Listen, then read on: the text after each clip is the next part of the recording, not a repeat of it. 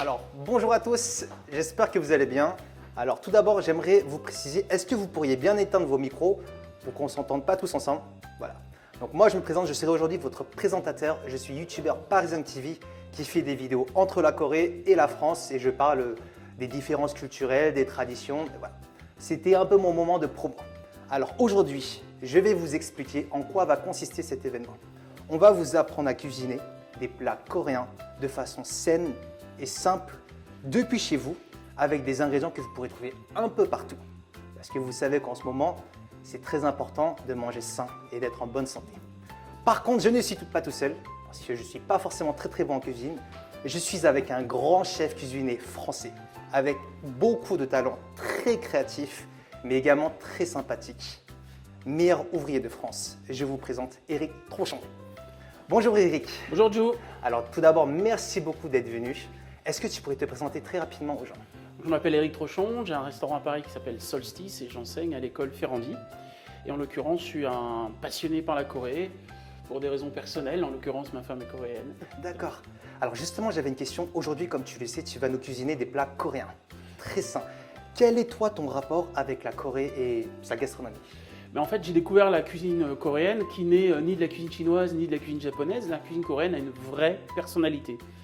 Elle est très mal connue et le principe fondamental de la cuisine coréenne, c'est d'être saine et bonne pour la santé. En fait, chaque action culinaire a une raison pour le corps. Et tout ce qu'on mange eh bien, va nous rendre plus en forme, plus dynamique ou éventuellement nous soigner ou nous aider à guérir suivant les ingrédients qu'on choisit. Mais après, c'est vrai, moi aussi, effectivement, comme tu le dis, j'avais vu plein d'articles sur Internet qui disaient que la cuisine coréenne, elle était extrêmement saine, justement par ses bienfaits, que ce soit pour le kimchi. Je pense que ça, on en parlera plus tard. Moi, j'aurais une petite question personnelle. Ce serait quoi ton plat favori coréen? Alors, moi, Juste un.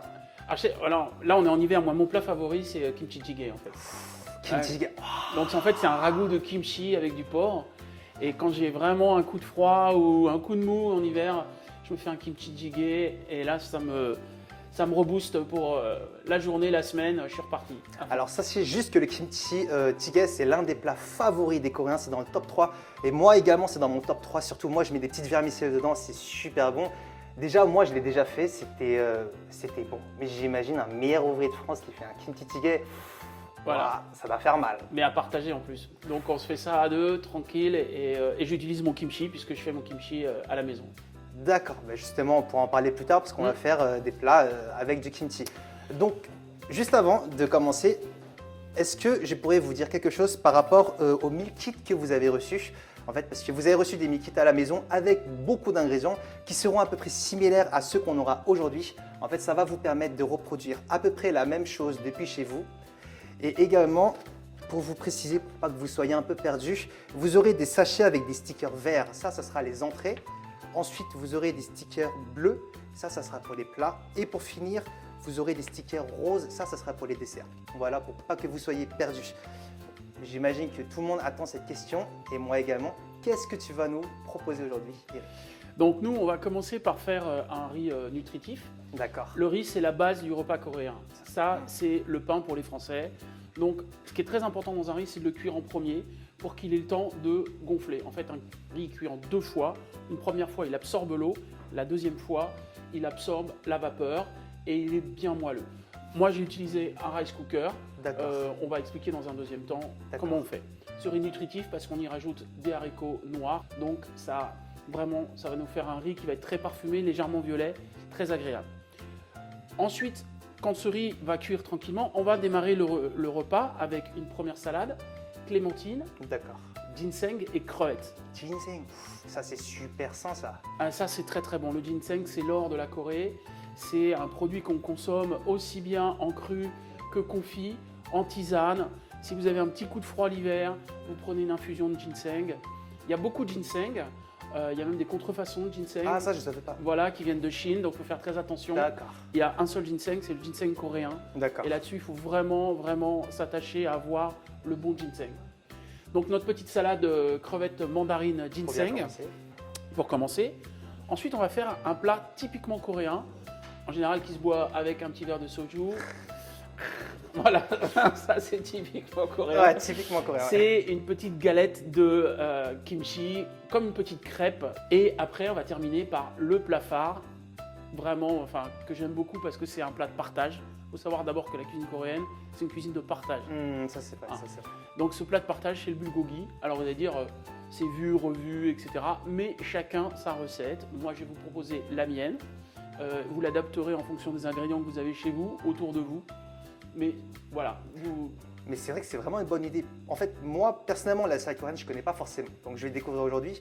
Après, le kimchijeon, c'est bien ça. Ça, c'est un plat vraiment typiquement coréen qui est vraiment représentatif de cette cuisine parce qu'on la mange très souvent déjà pendant les repas de famille, pendant les fêtes traditionnelles. Et le bulgogi, en fait, c'est l'un des plats favoris des Français aussi, j'imagine. Bah oui, parce que ça, c'est du bœuf. Nous, on aime bien. On aime bien. Et puis, il y a ce côté sucré-salé, mais pas avec du sucre. Vous allez voir, je vais vous expliquer un petit peu l'histoire. Et bon, il y a mes petits ingrédients que je vais rajouter. Parfait, ça marche. Bon, vous êtes prêts, on est prêts. Est-ce qu'on y va? Le riz en Alors, premier. C'est parti. Donc, j'ai un rice cooker. C'est pas forcément le modèle le plus récent, mais l'intérêt d'un rice cooker, c'est que les choses vont cuire dedans sans qu'on s'en occupe. Ça cuit tout seul. Donc, en l'occurrence, vous avez du riz. Ce qui est très important, c'est de verser votre riz dans de l'eau, de bien le rincer et de le laisser gonfler. Alors nous, on l'a préparé à l'avance. Ah. Voilà, on a préparé notre riz à l'avance parce que, en l'occurrence, pour vous éviter d'attendre, faites gonfler votre riz. Voilà, il va devenir bien blanc. Vous le rincez jusqu'à temps que vous n'ayez plus de poussière blanche, d'amidon à l'intérieur. Et là, vous allez le mettre dans votre rice cooker ou dans votre casserole. Ah d'accord, donc même si on n'a pas de rice cooker, on peut faire... On le fait à la casserole avec un couvercle. D'accord. En général, on démarre très fort et ensuite on baisse le feu et on couvre et on laisse cuire. Un riz, c'est 10 minutes de cuisson, 18 minutes de cuisson, pardon, et autant de repos, 18 minutes. Très D'accord, important, d'accord. en fin de cuisson, de ne pas brusquer le riz. D'accord, 36 minutes. Ok. Mes petits haricots noirs coréens que je mélange. Voilà. Et après, technique coréenne, je mets de l'eau et vous allez me dire, et combien on met d'eau? Eh bien, ça, vous allez mettre de l'eau dans votre casserole, en fait, jusqu'au moment où vous pouvez couvrir le plat de votre main, D'accord. comme ça, et vous couvrez en fait votre riz avec de l'eau. Si vous en mettez trop, vous aurez un problème, c'est-à-dire D'accord. votre riz va être trop mou. D'accord, d'accord. Voilà, donc là, j'ai mes premières phalanges en fait qui sont dans l'eau, à la hauteur des premières phalanges, et là, c'est suffisant. Donc il faut juste en fait que le riz il ne sorte pas de l'eau en fait, il soit Ah, voilà, le riz sort pas de D'accord. l'eau, vous mettez votre main à plat dedans, première phalange couverte, ça veut dire que votre riz, il y a la quantité D'accord. nécessaire pour le D'accord. cuire. Donc ça on laisse 18 minutes. Ça, C'est ça. c'est automatique. Hein. L'intérêt d'un D'accord. rice cooker, c'est qu'on va pas s'en occuper. D'accord. Il va cuire pendant que on va poursuivre le menu. Voilà, c'est parti. Allez, là on va du coup passer à Sur la... cook. Là, on va passer sur l'entrée. D'accord.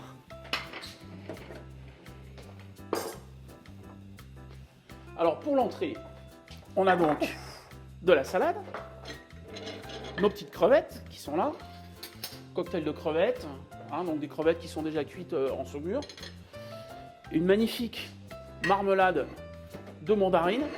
Alors celle-ci vient de Corée. Si vous n'en avez pas, vous pouvez utiliser de la confiture de mandarine, des mandarines fraîches, des oignons nouveaux qui sont ici, et vous avez ce fameux ginseng dont on a parlé tout à l'heure. Le ginseng. Voilà, jeune ginseng, comme ceci. Donc ça, c'est un ginseng frais, jeune, parce que ça peut devenir beaucoup plus gros, hein, en l'occurrence. Et on a notre sauce que vous avez dû recevoir dans le meal kit, qui est une sauce à base de sésame. Moi j'ai une petite question parce que j'imagine que les gens s'inquiètent. Est-ce que par hasard le ginseng ça peut se trouver un peu partout en France? Alors c'est plus difficile à trouver, mais on le trouve en surgelé dans les D'accord. magasins D'accord. d'épicerie asiatique en fait. Donc c'est déjà un bon équivalent, j'imagine. Voilà. D'accord. Là après c'est quand même un des marquants de la cuisine coréenne, ça va être difficile de s'en passer, surtout dans C'est cette vrai, salade. c'est vrai. Là j'ai mon petit économe, mon petit rasoir, et je vais retirer la peau de mon ginseng, comme ça. Je le coupe, je coupe le haut, je coupe très légèrement la petite racine du bas. Vous avez ici, et j'ai ma racine qui est prête. Je la recoupe en deux, et après dedans, Je vais l'émincer très très finement. Comme ceci. Il faut que ce soit très très fin. C'est assez fort, assez puissant. Par contre, je peux vous assurer, ça va vous donner de l'énergie. Hein. Faites attention à ne pas vous couper les mains, bien sûr, parce que là, je vois que ça coupe très fin. Oui, ça coupe assez fin. Donc voilà, moi je continue. D'accord.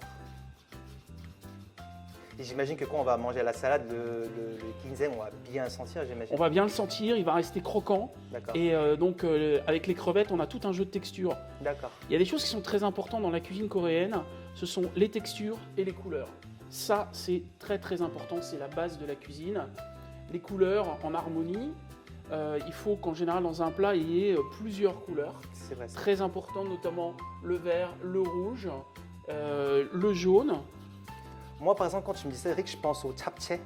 C'est également c'est des nouilles, en fait, c'est des vermicelles. C'est un plat très traditionnel. Et également, là-dedans, tu as énormément de couleurs, si je ne me trompe pas. Absolument, absolument. Et on dit que les couleurs, en fait, sont bonnes pour l'énergie. Tout ça, c'est un rapport avec l'énergie. Une cuisine, c'est plus que des ingrédients. Hein. Une cuisine, c'est l'énergie aussi. C'est l'amour de la personne qui prépare pour sa famille. Ça, c'est important. Et en Corée, ça compte. On prépare la cuisine pour les autres. C'est vrai. Rarement que pour soi.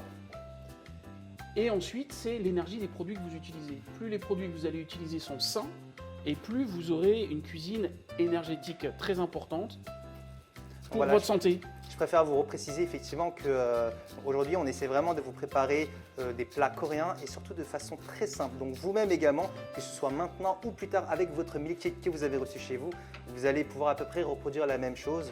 Voilà. Très important à la santé. Alors, j'ai fait mon petit oignon. Là, on va se mettre un petit peu de déco, tout simple. Ah, ça c'est pour la déco, ça. Ça c'est pour la déco, mais c'est aussi pour le croquant. Hein. D'accord.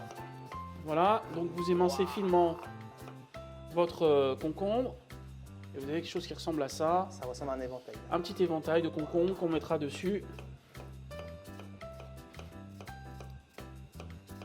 Je pense que j'essaierai chez moi également de faire pareil, même si je pense pas que ça ressemblera à la même chose. Mais t'inquiète. Tu as plusieurs doigts, donc tu peux t'en couper un à chaque fois, ça va. Il t'en reste 10. Voilà. Okay. La sauce, archi simple, une cuillère. La sauce que vous avez reçue, ici, moi je mets un petit jus de mandarine, comme cela. Alors pourquoi le jus de mandarine? Parce qu'en fait, ça va m'aider à détendre un tout petit peu ma confiture de mandarine qui est ici. Voilà. D'accord. Parce que si vous mettez juste là, ça va avoir tendance à être un peu pâteux, donc c'est pas du tout ce qu'on veut. Moi, j'aurais jamais pensé que dans une sauce, on aurait mis de la mandarine. Voilà, la mandarine qui est là. Ma sauce pour la salade qui est ici. Et là, je vais prendre mes crevettes et je vais les mettre à mariner dans ma sauce mandarine. Comme ceci. Et c'est elles qui vont vraiment s'imbiber du goût de la mandarine. C'est pour ça que si vous avez la chance de le faire un tout petit peu à l'avance, vous mettez votre petite marinade mandarine crevette au frigo. L'assaisonnement très important. Petit tour de moulin à poivre. Voilà. Pas trop de sel. Attention parce que dans la cuisine coréenne, contrairement à ce qu'on pense, on fait très attention au sel. Parce qu'on utilise beaucoup de soja, beaucoup de sauce soja, qui est déjà elle-même assez riche en sel. On utilise aussi tous les john, toutes les marinades, le soja fermenté. Et ça, il faut être assez vigilant sur les marinades. Moi, j'ai une petite question pour les gens qui nous regardent. Parmi la préparation de cette salade, c'est quoi l'étape indispensable et surtout à ne pas rater? Là, tout est facile. Hein. D'accord, tout est facile. C'est juste bien faire mariner ces petites crevettes comme ça dans la mandarine. C'est important. Vous pouvez aussi râper de la peau de mandarine si vous voulez dessus. D'accord. Okay. Alors, j'ai mon assiette. Là, vous allez décorer comme vous voulez. Ça, c'était l'assiette avec mes ingrédients. Donc, je me fais mon petit nid de salade tout autour, comme ceci. Je jette un coup d'œil sur mon rice cooker qui est derrière. Voilà. D'accord, donc là, les salades, c'est vraiment pour la décoration et la base du plat. Ah non, c'est la base du plat, hein. C'est la fraîcheur, c'est important. Alors, il faut savoir qu'en Corée, on mange rarement quelque chose tout seul. Ça veut dire que l'idée, c'est de préparer l'ensemble des plats. C'est vrai. de les mettre en attente. Et quand vous arrivez au moment du bulgogi, Mmh. vous avez de la salade, vous avez C'est vos vrai. petits tions et vous avez votre bulgogi. Et j'imagine que toi, quand tu es allé en Corée ou même dans un restaurant coréen, j'imagine que tu t'es rendu compte que effectivement, il y a énormément d'accompagnement.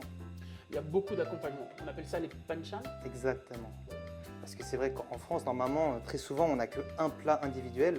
Et c'est vrai qu'en Corée, on a du kimchi, on a du sangchu, on a du samjang. C'est vrai que les gens qui ne sont pas habitués, quand ils y vont, ils sont choqués. C'est quoi tout ça?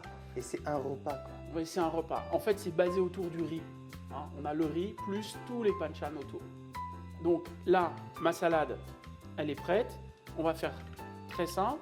Je mets dessus mes petites crevettes. Alors, vous pouvez avoir une décoration un peu plus importante, Ça donne déjà envie, là. comme ceci. Je prends mon petit ginseng que je vais parsemer. Ah, c'est juste par-dessus, d'accord. Là, je le mets par-dessus pour l'instant, comme ceci. Je décore avec, là, ici, le concombre. Et après, la sauce. La fameuse sauce. Et là, quand vous allez arriver, tout à l'heure, vous mélangerez la salade. Si vous mélangez la salade maintenant avec la sauce, tout ça, ça va cuire et ce ne sera pas très bon, en fait, pour... voilà. D'accord. Donc, vous avez là D'accord. votre salade qui est prête, hein, Ouh. bien fraîche. On va se la mettre de côté, tranquillement. Et puis, on va passer à quelque chose de plus consistant, qui sont donc le pain. Ça marche.